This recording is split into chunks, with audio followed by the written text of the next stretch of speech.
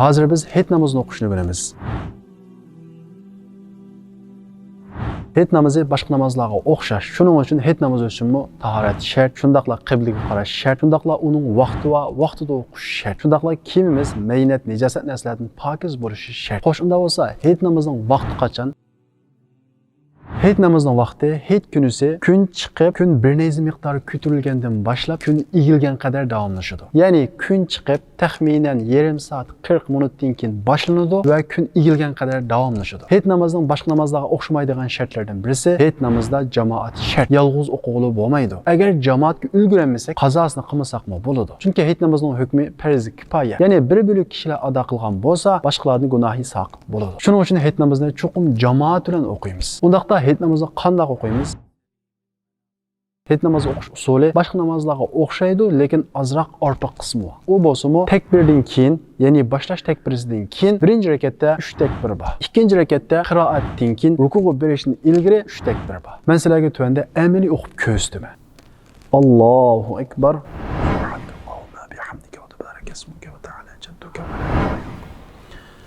Allohu akbar.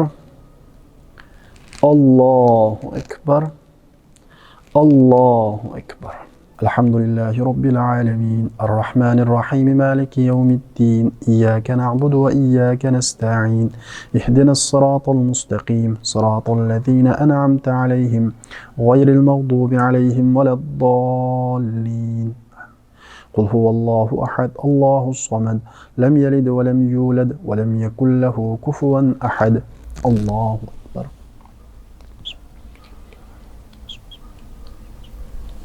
سمع الله لمن حمده. الله أكبر.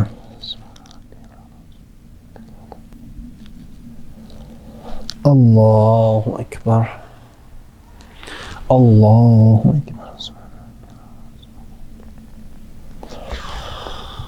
الله أكبر.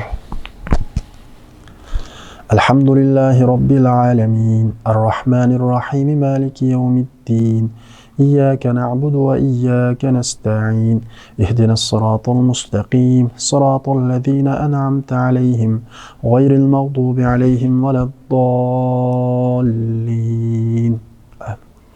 إنا أعطيناك الكوثر فصل لربك وانحر إن شانئك هو الأبتر. الله أكبر. الله أكبر. الله أكبر. الله أكبر. سمع الله لمن حمده. الله أكبر.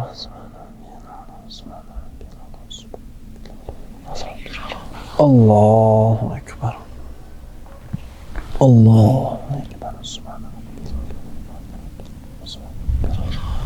الله أكبر.